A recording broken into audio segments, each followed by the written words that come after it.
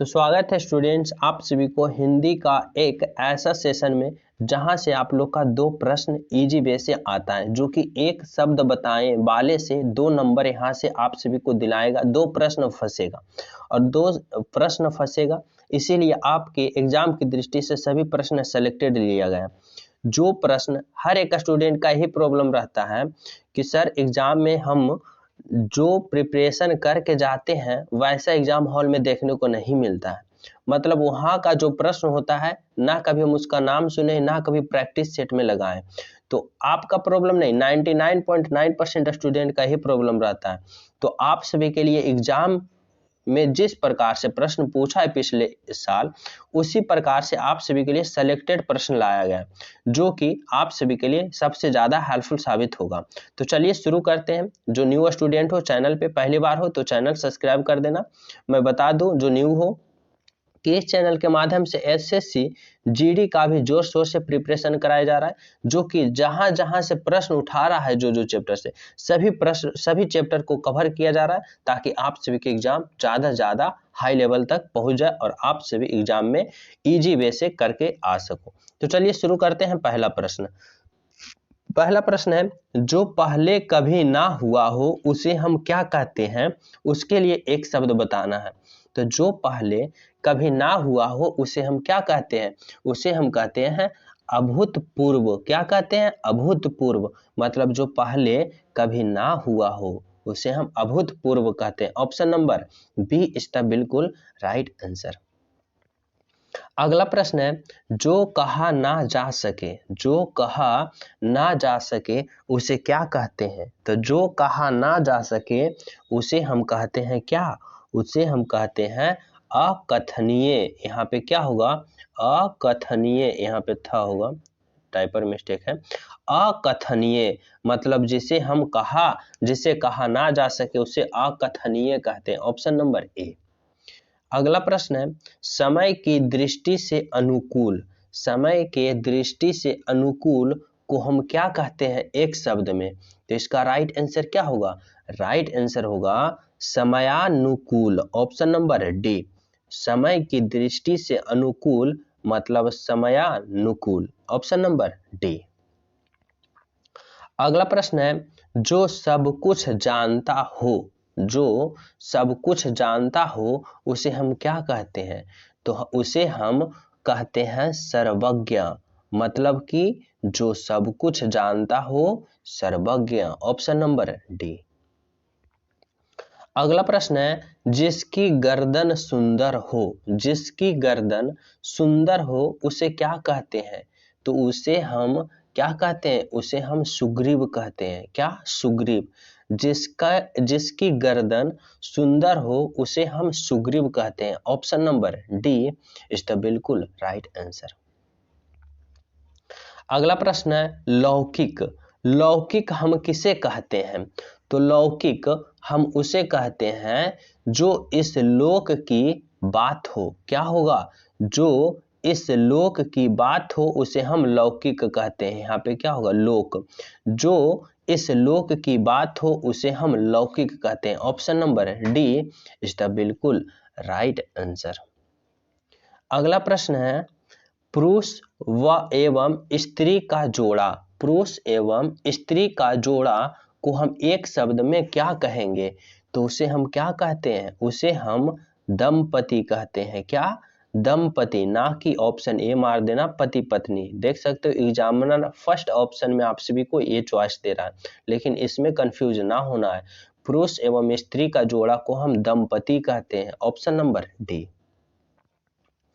अगला प्रश्न है, विधानमंडल द्वारा पारित या स्वीकृत विधि, विधानमंडल द्वारा पारित या स्वीकृत विधि को हम क्या कहते हैं?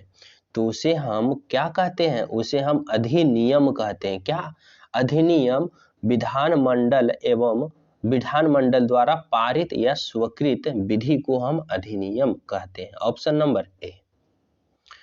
अगला प्रश्न है, कार्य को नए ढंग से करने की पद्धति, कार्य को नए ढंग से करने की पद्धति को क्या कहते हैं? तो उसे हम क्या कहते हैं? उसे हम नवीनीकरण कहते हैं। क्या?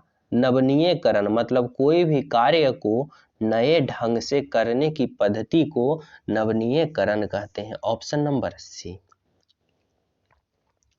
अगला प्रश्न है, निश्चित समय के भीतर पत्र का उत्तर ना प्राप्त होने की दशा में अनुबोधक के रूप में भेजे जाने वाला पत्र को क्या कहते हैं? निश्चित समय के भीतर पत्र का उत्तर ना प्राप्त होने की दशा में अनुबोधक के रूप में भेजे जाने वाले पत्र को हम क्या कहते हैं? तो राइट आंसर होगा अनुस्मारक, उसे हम अनुस्मारक कहते हैं। अगला प्रश्न है, जिसने देश के साथ विश्वासघात किया हो, जिसने देश के साथ विश्वासघात किया हो उसे हम क्या कहते हैं? तो उसे हम क्या कहते हैं? उसे हम देशद्रोही कहते हैं। ऑप्शन नंबर बी, जो देश के साथ विश्वासघात किया हो उसे हम देशद्रोही कहते हैं। Option number B. अगला प्रश्न है, जंगल में लगने वाली आग, जंगल में लगने वाली आग को हम क्या कहते हैं? तो उसे हम कहते हैं क्या? उसे हम दावा नल कहते हैं, दावा नल। जंगल में लगने वाली आग को हम दावा नल कहते हैं। Option number B, C is the बिल्कुल राइट आंसर। समझ रहे हो? अगला प्रश्न है, यह स्त्री जिसकी कोई संतान ना हो, यहाँ पे वह स्त्री होगा या फिर यह, कोई बात नहीं, वह स्त्री जिसकी कोई संतान ना हो उसे हम क्या कहते हैं? तो उसे हम बांझ कहते हैं। ऑप्शन नंबर डी, वह स्त्री जिसका कोई संतान ना हो उसे हम बांझ कहते हैं। Option number D. अगला प्रश्न है, रसास्वादन, रसास्वादन हम किसे कहते हैं? तो रसास्वादन हम उसे कहते हैं जिसकी रस का उपभोग करना, मतलब किसी रस का उपभोग करना, मतलब हम उसे क्या कहते हैं? उसे हम रसास्वादन कहते हैं। तो राइट आंसर क्या होगा? ऑप्शन नंबर सी।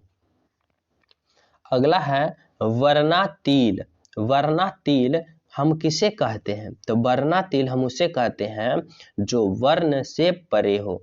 पिछले एग्जाम का शिफ्ट में, कुछ शिफ्ट में ऐसा देखा गया था जिसमें से एक शब्द दिया गया था और उसका अर्थ बताना था।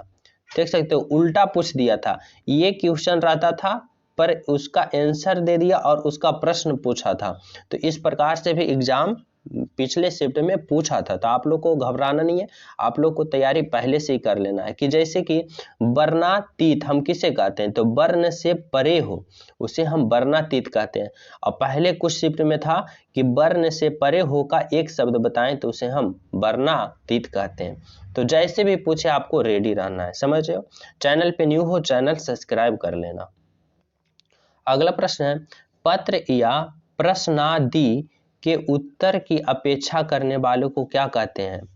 प्रश्न या प्रश्नादि के उत्तर की अपेक्षा करने वाले को हम क्या कहते हैं? तो उसे हम उत्तरापेक्षी कहते हैं। क्या? उत्तरापेक्षी। Option number D. अगला है, जिसके समान दूसरा ना हो, जिसके समान दूसरा ना हो उसे हम क्या कहते हैं? तो उसे हम अप्रतिम कहते हैं। क्या? अप्रतिम मतलब उसके समान कोई दूसरा ना हो, अप्रतिम। Option number D. अगला प्रश्न है, जहां पूछा ना जा सके, जहां पहुंचा ना जा सके उसे हम, वहां हम क्या कहते हैं? तो जहां पहुंचा ना जा सके उसे अगम कहते हैं। क्या? अगम मतलब यहाँ पहुंचा ना जा सकता है, अगम। Option number C. अगला प्रश्न है, जो बहुत बातें करता हो उसे हम क्या कहते हैं? तो जो बहुत बातें करता हो उसे हम बहुभाषी कहते हैं। क्या? जो बहुत बातें करता हो उसे हम बहुभाषी कहते हैं। अगला प्रश्न है, अतिवृष्ट, अतिवृष्ट हम किसे कहते हैं? तो अतिवृष्ट हम उसे कहते हैं, अत्यधिक वर्षा होना को हम क्या कहते हैं? अतिवृष्ट कहते हैं। अत्यधिक वर्षा होना मतलब अतिवृष्ट। Option number B. अगला प्रश्न है, अनुमति, अनुमति हम किसे कहते हैं? तो अनुमति किसी कार्य के लिए सहमति देना, मतलब किसी कार्य के लिए सहमति देना का एक शब्द क्या होगा, तो उसे हम अनुमति कहते हैं। Option number D is the बिल्कुल राइट आंसर। अगला प्रश्न है अन्योन या मित्र।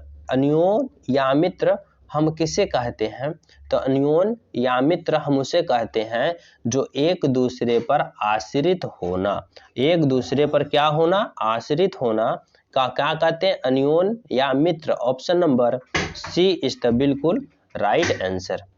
अगला प्रश्न है वह संकलनीय वेला जब पशु वन से चरकर लौटते हैं, तो आप सभी को बताना है कि उसे हम क्या कहते हैं। वह सायंकालीन वेला जब पशु वन से चर कर लौटते हैं, या फिर आप सभी से इसी प्रश्न को इस प्रकार से रहे हैं कि शाम और रात के बीच का समय को क्या कहते हैं, शाम और रात के बीच को समय, या फिर इस प्रकार से घुमा के प्रश्न पूछ दें कि वह सायंकालीन वेला जब पशु वन से चर कर लौटते हैं तो क्या कहते हैं, तो उसे हम गोधूली कहते हैं। क्या कहते हैं, गोधूली। ऑप्शन नंबर क्या होगा, option number A is the बिल्कुल राइट आंसर। अगला प्रश्न है जो दूसरे के सहारे जीवित हो, जो दूसरे के सहारे जीवित हो उसे हम क्या कहते हैं, तो जो दूसरे के सहारे जीवित हो उसे हम परोपजीवी कहते हैं। ऑप्शन नंबर सी क्या कहते हैं, परोपजीवी इज द बिल्कुल राइट आंसर। अगला प्रश्न है किसी के प्रति उदारता एवं कृपा पूर्व किए जाने वाले व्यवहार को क्या कहते हैं, किसी के प्रति उदारता एवं कृपा पूर्वक किए जाने वाले व्यवहार को हम क्या कहते हैं, तो उसे हम क्या कहते हैं, उसे हम अनुग्रह कहते हैं। ऑप्शन नंबर डी अनुग्रह इज द बिल्कुल राइट आंसर। अगला प्रश्न है दो पर्वतों के बीच की भूमि को क्या कहते हैं, दो पर्वतों के बीच की भूमि को क्या कहते हैं, तो इसका राइट आंसर क्या होगा, राइट आंसर होगा उसे हम घाटी कहते हैं। क्या कहते हैं, घाटी कहते हैं। दो पर्वतों के बीच के भूमि को घाटी कहते हैं। Option number B is the बिल्कुल राइट आंसर। अगला प्रश्न है जिसे पार करना कठिन हो, जिसे पार करना कठिन हो उसे हम क्या कहते हैं, तो जिसे पार करना कठिन हो उसे हम दुर्गम कहते हैं। क्या, दुर्गम। Option number C is the बिल्कुल राइट आंसर। जिसे पार करना कठिन हो मतलब दुर्गम। अगला प्रश्न है जो शत्रु की हत्या करता है, जो शत्रु की हत्या करता है उसे हम क्या कहते हैं, तो उसे हम शत्रुधन कहते हैं। क्या कहते हैं, शत्रुधन। जो शत्रु की हत्या करता हो उसे हम शत्रुधन कहते हैं। Option number A is the बिल्कुल राइट आंसर। अगला प्रश्न है जिसके आर पार देखा जा सके उसे हम क्या कहते हैं, जिसके आर पार देखा जा सके उसे हम क्या कहते हैं, तो उसे हम पारदर्शी कहते हैं। क्या, पारदर्शी। जिसे हम आर पार देखा जा सके उसे हम पारदर्शी। Option number C is the बिल्कुल राइट आंसर। अगला प्रश्न है हर कदम को देर में करने वाला, हर काम को देर में करने वाला को हम क्या कहते हैं, तो इसका राइट आंसर क्या होगा, इसका राइट आंसर होगा ऑप्शन नंबर दीर्घ सूची। जो हर काम को देर में करता है उसे हम दीर्घ सूची कहते हैं। Option number D is the बिल्कुल राइट आंसर। तो आज आप सभी के लिए 30 मोस्ट इम्पोर्टेंट जो कि एक अनेक शब्द के लिए एक शब्द था उसका 30 क्वेश्चन करा दिए हैं जो कि पार्ट 1 है। अगर आप लोग पार्ट 2 चाहते हो तो कमेंट में #पार्ट 2 जरूर लिखना ताकि मैं समझ जाऊं कि आप सभी को पार्ट 2 की आवश्यकता है। और जो नए हो चैनल पे तो चैनल सब्सक्राइब कर लेना, बेल आइकन दबा देना, वीडियो लाइक एंड शेयर जरूर करना। मिलते हैं जल्द ही अगले वीडियो में अगले चैप्टर अगले पॉइंट के साथ। तब तक सभी को जय हिंद।